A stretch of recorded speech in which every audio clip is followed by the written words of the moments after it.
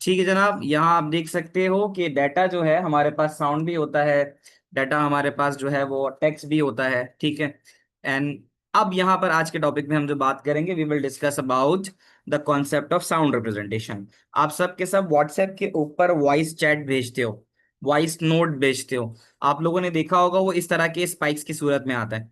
ऐसा तो नहीं होता, but it has spikes. How many of you has experience that WhatsApp की चैट भेजते हो ना, तो उस व्हाट्सएप की चैट में क्या नजर आता है आपको? वो जो बहुत सारे स्पाइक्स नजर आते हैं आपकी आवाज की कम और ज्यादा होने के।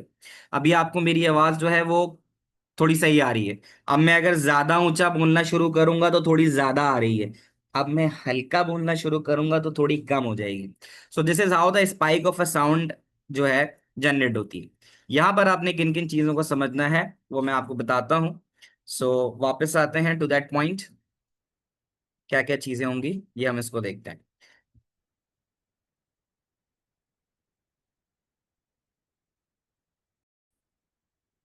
ठीक है बच्चों, so today in today's class we are going to discuss about the representation of sound.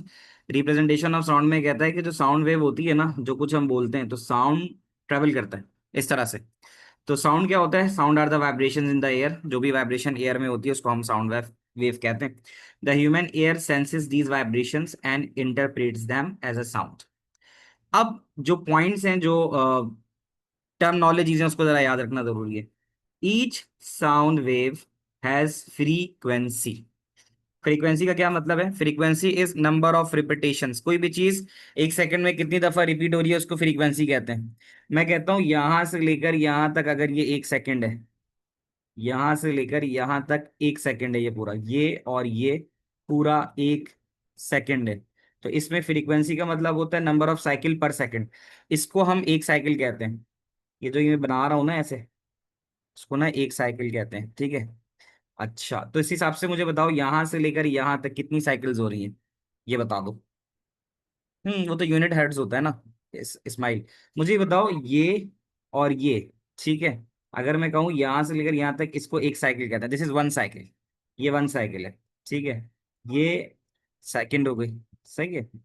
फिर ये थर्ड हो गई, ये फोर्थ हो गई, ये फिफ्थ हो गई और ये सिक्स्थ हो गई। तो जिसने सिक्स कहा था उसने सही कहा था। तो यहाँ पर हमारे पास इसकी फ्रीक्वेंसी जो है ना वो 6 हर्ट्ज है, लेट सपोज, है ना। 6 हो गई। ऑन दी अदर साइड अगर हम यहाँ बात करें, इसकी फ्रीक्वेंसी कितनी नजर आ रही है हमें? इसकी फ्रीक्वेंसी कितनी नजर आ रही है हमें?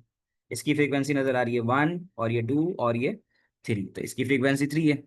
तो अब फ्रीक्वेंसी क्या है? Frequency is number of cycles पर सेकंड। पहले एक बात आ गई। अच्छा, दूसरी चीज क्या होगी? Each sound wave has wavelength. Wave length. अब वेवलेंथ क्या चीज हो सकती है बताओ? वेवलेंथ किस चीज को हम बोलते हैं? How can you define wavelength? अब जैसे यहां पर आपने फ्रीक्वेंसी तो देख ली ना, तो वेवलेंथ को आप किस तरह से डिफाइन करोगे?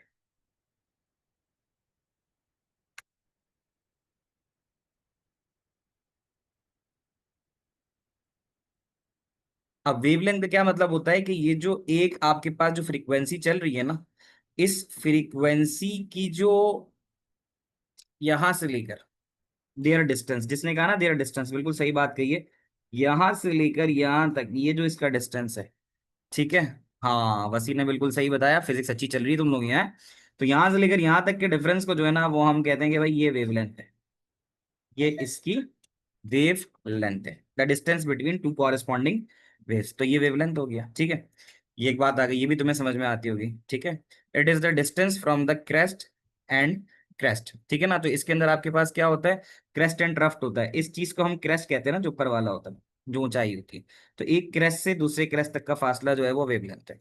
अच्छा, अब एक तीसरी चीज आती है, एम्पलीट्यूड। एम्पलीट्यूड का क्या मतलब होता है? Can you see this? मतलब ये जो, इसको वर्टिकल डायरेक्शन बोलते हैं ना, this is vertical direction. Can you see this कि ये बता रहा है कि ये इसका एम्पलीट्यूड है ना। वेरी गुड अरवा, एम्पलीट्यूड बताती है loudness of sound. Loudness of sound, बहुत ऊंची आवाज में भी मैंने बोलना शुरू किया, एम्पलीट्यूड बढ़ गया मेरा। ठीक है। तो अब यहाँ पे तीन चीजें उसने बताई कि हर साउंड वेव की एक तो फ्रीक्वेंसी होती है। फ्रीक्वेंसी का मतलब कि एक सेकंड के अंदर वो कितनी दफा फ्रीक्वेंटली आती है। फ्रीक्वेंट से निकला ना फ्रीक्वेंसी, तो एक सेकंड में वो कितनी दफा आ रही है, फ्रीक्वेंसी हो गई। तो इसमें ज्यादा आ रही है, 6 आ रही है, तो हमने कहा भाई इसकी फ्रीक्वेंसी 6 है। यहां हमने देखा तो ये आपके पास आ गई 3। इसी तरह वेवलेंथ की बात की, जिसको आप पीरियड भी कहते हो, यहाँ नीचे डिफाइन हुआ हुआ है, दैट इज योर वेवलेंथ। और उसके अलावा एम्पलीट्यूड कहते हैं how loud is the sound. ठीक है, how loud is the sound. तो एम्पलीट्यूड के बारे में लिखा हुआ भी होगा कहीं ना कहीं। हाँ, ये लिखा हुआ है, the amplitude specifies the loudness of a sound. The amplitude specifies the loudness of sound, ये 1 मार्क की डेफिनेशन आ सकती है। तो ये नोट्स के अंदर गिवन है कि amplitude specifies the loudness of sound, के साउंड कितना ज्यादा है। एम्पलीफायर होता है ना, गाड़ियों में लगाते हो, घरों में होता है एम्पलीफायर। उसका क्या मतलब होता है? उसका मतलब यही होता है कि साउंड को बढ़ाता है वो। साउंड तो एक ही है जो साउंड प्ले हो रहा है, लेकिन उसको बढ़ाने के लिए हम क्या इस्तेमाल करते हैं? हम एम्पलीफायर का इस्तेमाल करते हैं। यहाँ पर क्या बताता है, कहता है कि साउंड वेव्स वेरी कंटिन्यूअसली। तो उसकी एग्जांपल मैं आपको शायद यहाँ दे सकूं। गिव मी अ मूवमेंट, मैं जरा दिखाऊं तुम्हें। अच्छा बच्चों, यहाँ आप देख सकते हो कि ये जो मेरी वॉइस है, इसमें जो स्पाइक्स आ रहे हैं ये बड़े वेरी कर रहे हैं। उसने बोला ना साउंड वेव वेरी कंटिन्यूअसली, तो अब मैं जो बोल रहा हूँ, स्टिल अगर किसी का रह जाएगा तो आप मुझे बता देना इंडिविजुअली।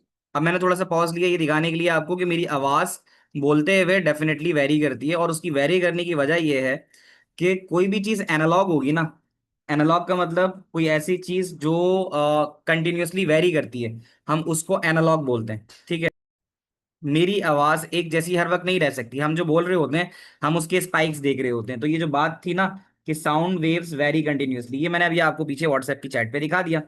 तो जो चीज वेरी करती है ना वो हमेशा एनालॉग होती है। तभी तो वो कह रहा है कि जो चीज वेरी करती है वो क्या होगी? एनालॉग होगी। तो कहते हैं कंप्यूटर तो एनालॉग डाटा के साथ काम ही नहीं कर सकता। कंप्यूटर तो समझता ही किसको है? डिजिटल को। अब हमारे अपने पॉइंट के ऊपर धीरे धीरे कि हमारी आवाज एनालॉग है। एनालॉग वो चीज होती है जो कंटिन्यूअसली वेरी करती है। तो हमारी आवाज कंप्यूटर तक समझाने के लिए हमें क्या करना पड़ेगा? इस एनालॉग साउंड को we need to convert that analog sound, analog to digital. हमें इस एनालॉग को क्या करना होगा? डिजिटल करना होगा। ठीक है, तो उसके लिए वो क्या कहता है कि sound waves need to be sampled in order to store in a computer. या सैम्पलिंग से मुराद ये होती है कि आपको कंप्यूटर में साउंड वेव को स्टोर करने के लिए एक सर्टेन टाइम पीरियड तक उस साउंड की वेव्स को स्टोर करना पड़ता है। मैं दोबारा बता दूं, ये जो मैंने आपको अभी थोड़ी देर पहले ये स्पाइक्स दिखाई थी, यही स्पाइक्स दिखाई थी ना, ये मेरे साउंड की स्पाइक्स है। तो इसको हमें डिजिटल में कन्वर्ट करने के लिए कंप्यूटर में स्टोर करना होता है। ठीक है, तो यहां पर एक डेफिनेशन उसने सैम्पलिंग की भी दी कि sampling means measuring the amplitude of sound wave. Sampling का मतलब ये होता है कि किसी भी साउंड वेव का एम्पलीट्यूड कितना है उसको मेजर करना सैम्पलिंग कहलाता है। तो this is done using ADC. तो हमारी आवाज जो होती है, राना राना हसन, पॉइंट ये है कि हमारी आवाज जो होती है वो इस पिक्चर में, ठीक है, इस तरह से जाती है, ऐसा ही है। अच्छा, यहां पर तो ये है कि ये बिल्कुल यूनिफॉर्म है, बट हमारी आवाज यूनिफॉर्म तो नहीं होती ना। हमारी आवाज ऐसे जा सकती है, जैसे यूं करके। कभी मैंने ऊंचा बोल दिया, कभी मैंने नीचा बोल दिया, है ना। हाँ, ईसीजी के अंदर भी इसी तरह से चीजें होती हैं। तो अब हमें ये सीखना है, जो हमारे सीखने की चीज है ना। एक तो हमारे सीखने की चीज जो जो पेपर में पूछी जाएगी वो छोटी छोटी डेफिनेशन है, मैंने तुम्हें सारी बता दी है। ठीक है, फ्रीक्वेंसी की मैं यहाँ लिख भी देता हूँ अपने साथ, तुम लोग देख लेना। Frequency is number of cycles पर सेकंड, या नंबर ऑफ कोई भी चीज कितनी दफा रिपीट होती है उसको फ्रीक्वेंसी कहते हैं। तो आप लिख सकते हो frequency is number of cycle पर सेकंड। ये खैर नहीं आएगी, नंबर ऑफ साइकिल्स पर सेकंड। हाँ, एम्पलीट्यूड की डेफिनेशन आ सकती है। तो एम्पलीट्यूड की डेफिनेशन देखो यहाँ लिखी हुई है कि amplitude specifies the loudness of sound. Amplitude बताता है कि साउंड कितना लाउड है। ठीक है। अच्छा, वेवलेंथ क्या है? वेवलेंथ ये है यहां से लेकर यहां तक का फासला, ये आपकी वेवलेंथ कहलाती है, अरवा। ठीक है, तो एक तो ये चीज आ जाएगी। देखो अरवा, ये कह रहा हूं ना तुम्हें फ्रीक्वेंसी। तो फ्रीक्वेंसी का तो मतलब ये है कि यहां से लेकर यहां तक एक सेकंड के अंदर ये कितनी दफा आई है।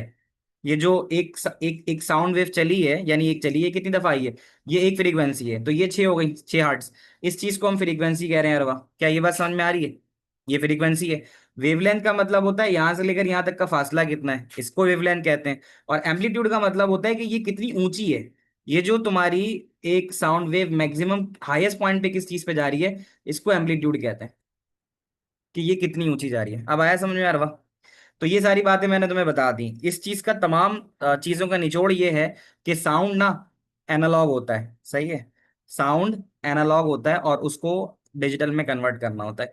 ये वो चीज है जो तुम्हारे पेपर में इंपॉर्टेंट है। अब ये बड़ा आसान सा तरीकेकार है। Can you see that? ये जैसे मैंने कहा कि ये मैंने तुम्हें जो वॉइस भेजी थी, ये उसका बेसिकली एक सैंपल है। ठीक है, सैंपल का मतलब किसी एक सर्टेन टाइम पीरियड के अंदर जो मैंने आवाज भेजी है वो ये है।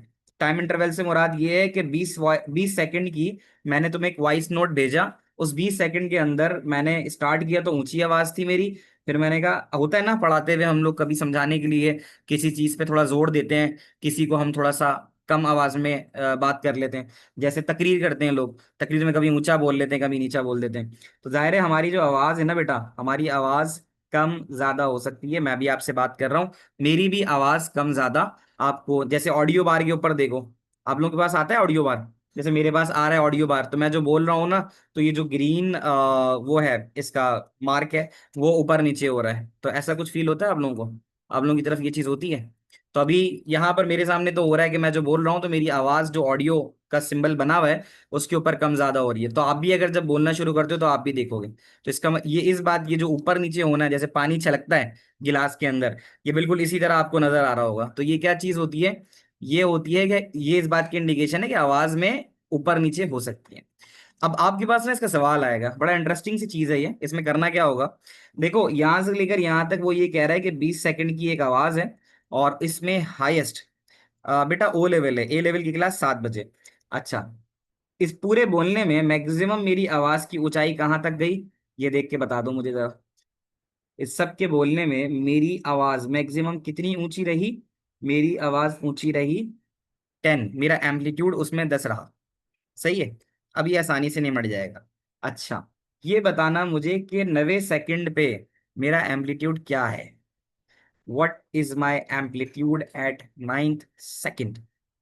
90 सेकंड पे मेरा एम्पलीट्यूड क्या है? कोई कह रहा है 8, कोई कह रहा है 3, जिसने कहा 6 वो जीत गया। जिसने कहा 6 वो जीत गया। कैसे? 90 के ऊपर जो मेरा पॉइंट हिट कर रहा है, देखो पॉइंटर देखना मेरा, इस पॉइंटर को अगर तुम लेके जाओ लेफ्ट साइड की जानिब तो ये 6 पे जा रहा है। बताना मुझे। ऐसे ही है।